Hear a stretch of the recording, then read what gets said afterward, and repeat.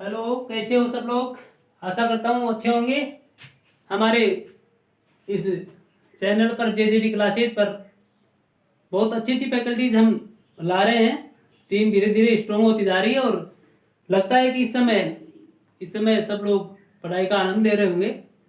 तो वो 2-3 फोन आए थे मेरे पास, बोला वो सर संस्कृत वाले भी कुछ बताओ। तो शॉर्ट वीडियोज रहेंगे हमारे, उनके हम कंटेंट जो है ऐसे डाल रहे हैं इस समय कि वो सबके काम आए, जैसे 6वीं क्लास से लेकर प्रतियोगी परीक्षाओं तक भी काम आने वाले कंटेंट हो, ऐसा कुछ हम कर रहे हैं। और मैथ्स भी पढ़ाई, हमने ज्योग्राफी भी क्लासेस दी हैं, आपको उपलब्ध कराई हैं। और टीचर्स जो है आ रहे हैं, और भी फिजिक्स की करवा देंगे, मैथ्स की और भी करवा देंगे दूसरे सर से।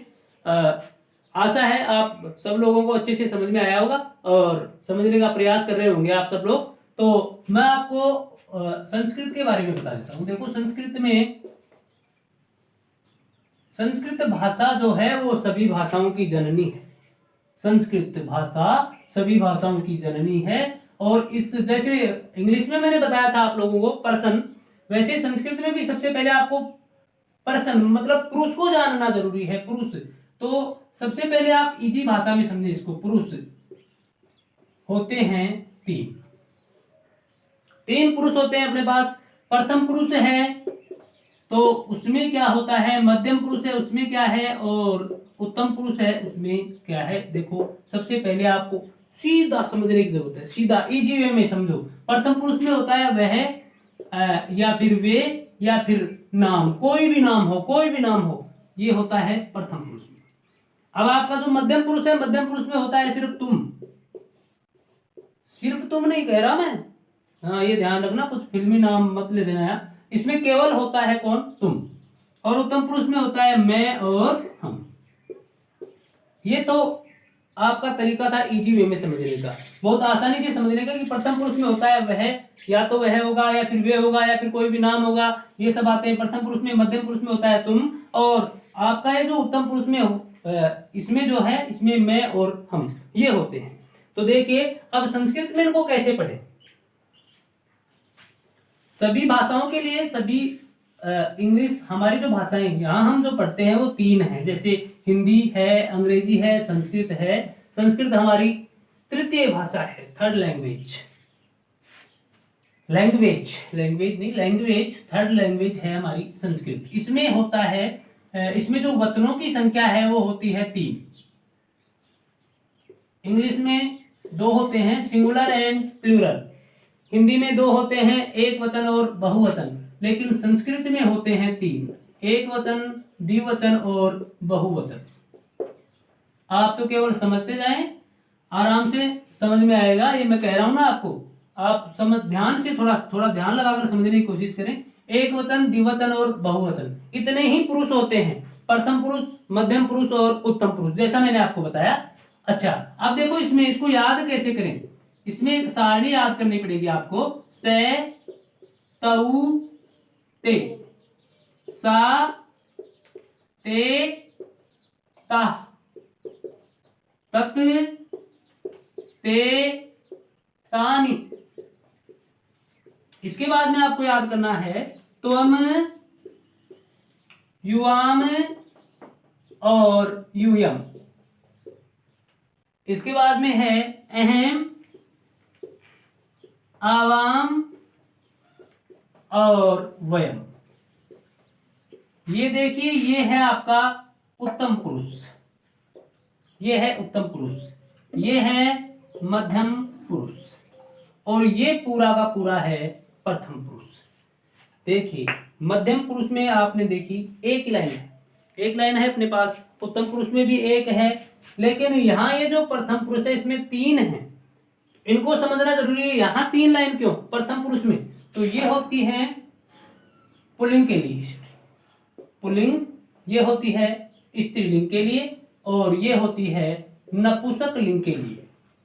ध्यान रखना, प्रथम पुरुष में यहाँ जो 3 लाइन है, इनका मतलब कई बार समझ में नहीं आता और फिर बस ऐसे चलता रहता है, वह हमें पता नहीं क्या आएगा क्या नहीं आएगा। मैं आपको बता देता हूं, प्रथम पुरुष, मध्यम पुरुष, उत्तम पुरुष, इसमें एक लाइन है, इसमें भी एक लाइन है, लेकिन इसमें 3 लाइन है। तो इसमें 3 लाइन इसलिए है, ये जो है ये लाइन ऊपर वाली, ये पुल्लिंग के लिए होती है, ये स्त्रीलिंग के लिए होती है, और ये नपुंसक लिंग के लिए होती है।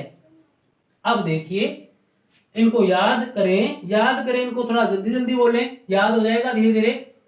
से तौ ते सा ते ता तत ते तानि त्वम युवाम यूयम अहम आवाम वयम, ऐसे याद करेंगे। अब हिंदी में इनके अर्थ देख लेते हैं। इसका मतलब होता है से का वह, पुल्लिंग के लिए।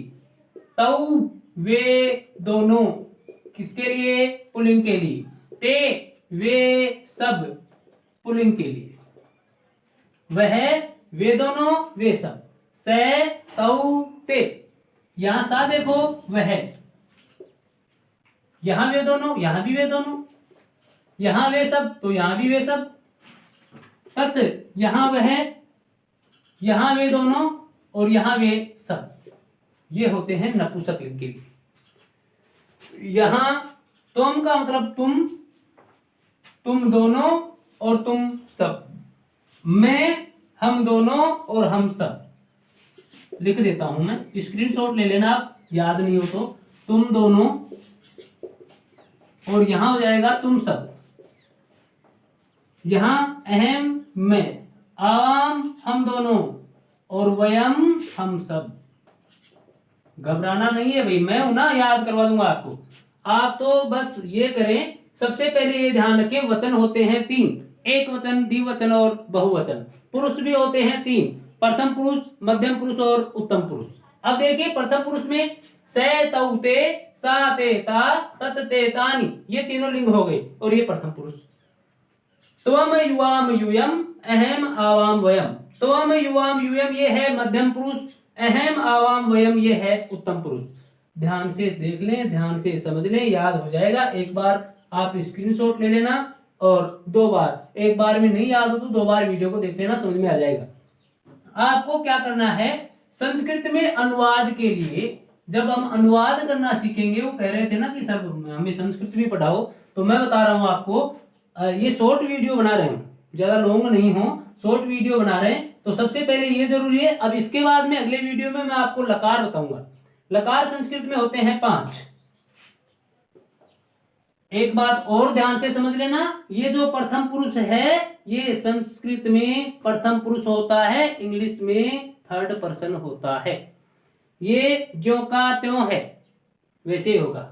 और ये संस्कृत में होता है उत्तम पुरुष और इंग्लिश में होता है फर्स्ट पर्सन, ऐसे ध्यान रखना।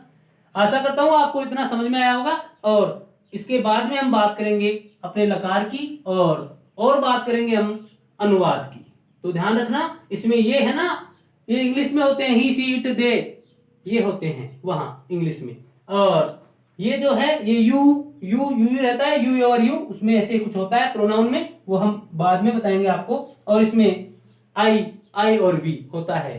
तो हिंदी वाला याद रखना, सबसे पहले वो हिंदी वाला याद कर लेना, वह वे कोई भी नाम, तुम दोनों तुम सब, और मैं हम दोनों हम सब।